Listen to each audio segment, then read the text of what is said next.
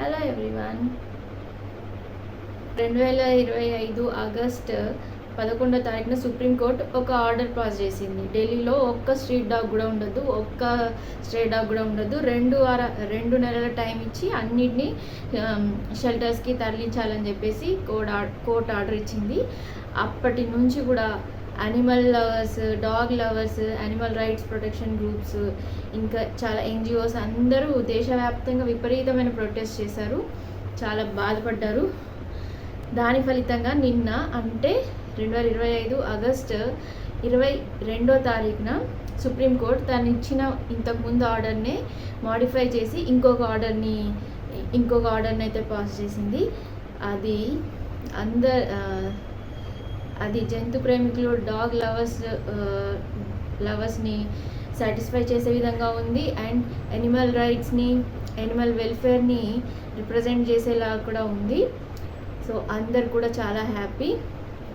నిన్న supreme court release చేసిన order ఏంటంటే, animal birth control dog rules 2023 ప్రకారం ఏ లోకల్ యానిమల్ కానీ స్ట్రీట్ డాగ్స్ని కానీ రీలొకేట్ చేయడానికి ప్రొహిబిటెడ్ అన్నట్టు, అంటే చేయకూడదు, రీలొకేట్ చేయకూడదు.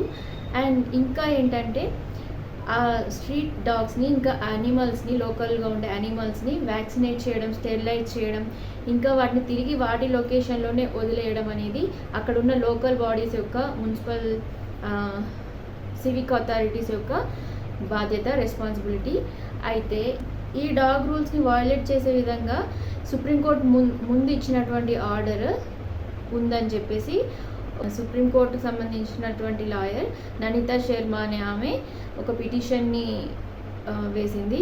దాని ఫలితంగా సుప్రీంకోర్టు తన ప్రీవియస్ ఆర్డర్ని రివైజ్ చేస్తూ, మాడిఫై చేస్తూ నిన్న కొత్త ఆర్డర్ని తెచ్చింది. నిన్న ఇచ్చినటువంటి కొత్త ఆర్డర్ ప్రకారం స్ట్రీట్ డాగ్స్ని, ఇంకా లోకల్ యానిమల్స్ని వ్యాక్సినేట్ చేయడం, స్టెరిలైజ్ చేయడము, క్యాస్ట్రేషన్, ఇంకా డీవార్మింగ్ చేయడం, ఇవన్నీ కూడా సివిక్ అథారిటీస్ యొక్క బాధ్యత. అండ్ ఇవి చేసిన తర్వాత ఏ డాగ్స్ని అయితే ఏ లొకేషన్ నుండి తీసుకొచ్చారో తిరిగి అదే లొకేషన్లో వాటిని వదిలిపెట్టాలి, వేరే దగ్గర వదిలిపెట్టకూడదు. అండ్ ఇంకా స్ట్రీట్ డాగ్స్కి ఎక్కడ పడితే అక్కడ ఫుడ్ పెట్టకూడదు. అవి మున్సిపల్ అథారిటీస్ అంటే లోకల్ బాడీస్ కొన్ని డెసిగ్నేటెడ్ ప్లేసెస్ని సెలెక్ట్ చేసి పెడతారు. అక్కడ మాత్రమే మనం స్ట్రీట్ డాగ్స్కి ఫుడ్ పెట్టుకోవాలి. అక్కడ ఆ ఏరియాస్ని బోర్డు పెట్టి మార్క్ చేసి పెడతారు, అంటే ఇక్కడ డాగ్స్కి ఫీడ్ చేసే ఏరియా అని చెప్పేసి చేసి పెడతారు. అలాంటి చోట మాత్రమే పెట్టాలి. ఇలా సివిక్ అథారిటీస్ యొక్క డ్యూటీస్ని ఏ ఎన్జిఓస్ కానీ, యానిమల్ ప్రొటెక్షన్ రైట్స్ గ్రూప్స్ కానీ ఆపడానికి ట్రై చేయకూడదు. అయితే ఈ తీసుకెళ్ళిన డాగ్స్ అన్నిటినీ మళ్ళీ రీలొకేట్ చేస్తారా సేమ్ ప్లేస్లో అని అంటే కొన్ని డాగ్స్ని చేయరు. ఏ డాగ్స్ అంటే అవి రేబీస్ ఎఫెక్టెడ్ డాగ్స్ ఉంటాయి కదా, అవి ఇంకా అగ్రెసివ్గా ఉండే డాగ్స్ని మళ్ళీ బయటికి రిలీజ్ చేయరు, వాళ్ళు షెల్టర్లోనే పెట్టుకుంటారు. ఇంకా ఈ ఆర్డర్లో సుప్రీంకోర్టు ఏం చెప్పిందంటే, స్ట్రీట్ డాగ్స్ని ఎవరైతే అడాప్ట్ చేసుకుంటారో వాళ్ళు తిరిగి ఆ స్ట్రీట్ డాగ్స్ని రోడ్ల మీద వదిలేయడానికి వీల్లేదు, వాళ్ళే పెంచుకోవాలి, అలా అసలు వదిలేయద్దు. ఈ సుప్రీంకోర్టు ఆర్డర్ ఓన్లీ ఢిల్లీకి సంబంధించింది మాత్రమే కాదు, ఇప్పుడు మొత్తం దేశంలో అన్ని రాష్ట్రాలు, అన్ని యూనియన్ టెరిటరీస్ ఈ ఆర్డర్ని అయితే ఫాలో అయ్యి మొత్తం దేశం మొత్తంకి ఒక యూనిఫామ్ నేషనల్ పాలసీని అయితే తీసుకురావాలని చెప్పి సుప్రీంకోర్టు ఆర్డర్ ఇచ్చింది. అంటే దేశం మొత్తం ఎక్కడైనా స్ట్రీట్ డాగ్స్కి సంబంధించి ఒకటే రకమైన రూల్స్ ఉంటాయి. కాన్స్టిట్యూషన్లో మనకి ఫండమెంటల్ రైట్స్ అంటే ప్రాథమిక హక్కులు పౌరులకు ఉంటాయి కదా, ప్రాథమిక హక్కులు.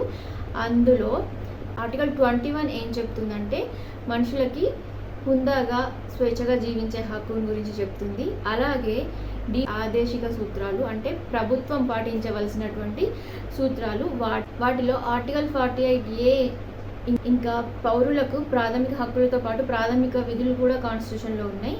అందులో ఆర్టికల్ 51AG ప్రకారం ఈ రెండింటి ప్రకారం కూడా అందరూ కూడా జంతువులపైన దయ కలిగి ఉండాలి. అంటే కాన్స్టిట్యూషన్ మనకి ఏం చెప్తుందంటే, అటు మనుషులకి హ్యూమన్ రైట్స్ ఉండాలి, హ్యూమన్ వెల్ఫేర్ ఉండాలి, అండ్ యానిమల్స్కి కూడా యానిమల్ వెల్ఫేర్ ఉండాలి, యానిమల్ రైట్స్ ఉండాలని బ్యాలెన్స్డ్గా ఉండాలని చెప్పి కాన్స్టిట్యూషన్ మనకి చెప్తుంది. కానీ ప్రీవియస్గా సుప్రీంకోర్టు ఇచ్చిన ఆర్డర్ మాత్రం అలా బ్యాలెన్స్డ్గా కాకుండా ఓన్లీ మనుషుల్ని దృష్టిలో పెట్టుకొని ఇచ్చింది, ఈ మూగజీవాలని దృష్టిలో పెట్టుకొని ఇవ్వలేదు.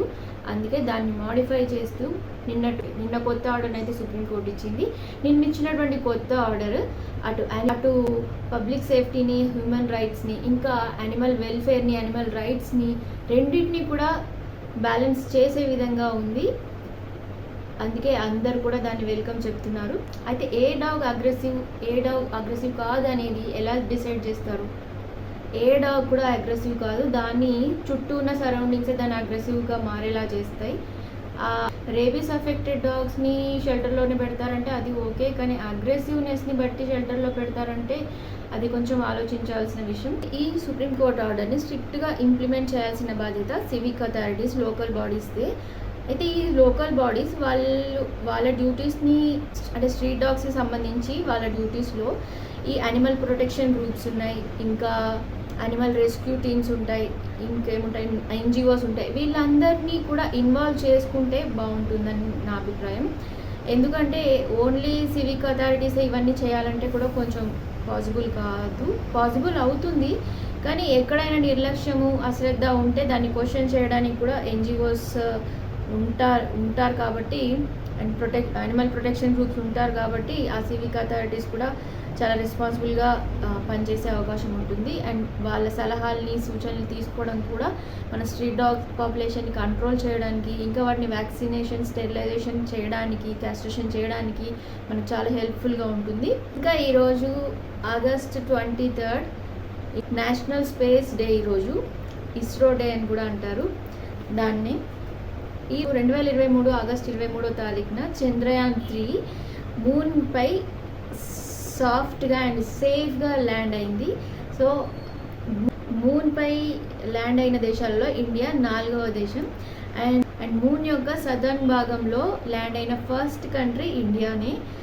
అందుకని ఈ రోజుని ఈ నేషనల్ స్పేస్ డేగా, ఇస్రో డేగా సెలబ్రేట్ చేసుకుంటున్నారు.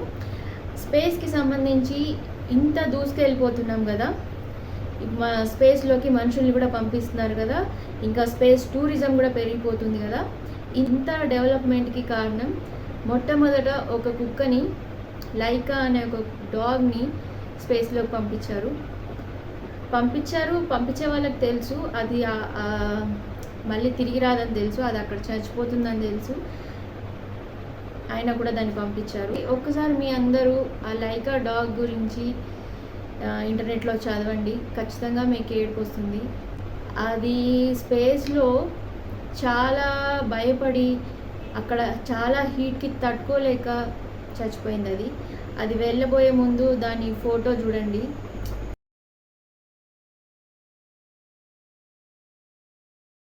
ఎంత బాధగా అనిపిస్తుందో.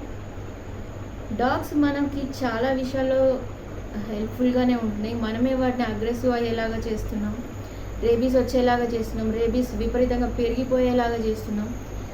నిన్న ఇచ్చిన సుప్రీంకోర్టు ఆర్డర్ అయితే చాలా బాగుంది, అందరు కూడా happy. Prevention of cruelty towards animals, compassion over the living creatures అనేది మనుషుల యొక్క కనీస బాధ్యత. మహాత్మా గాంధీ ఏం చెప్పాడంటే, ఒక దేశం గురించి, అందులో ఉన్న ప్రజల స్థితిగతుల గురించే కాదు, ఆ దేశంలో ఉన్నటువంటి జంతువుల స్థితిగతులను బట్టి కూడా ఆ దేశాన్ని మనం అంచనా వేయచ్చు అని చెప్పాడు. ఎంత బాగా చెప్పాడు కదా.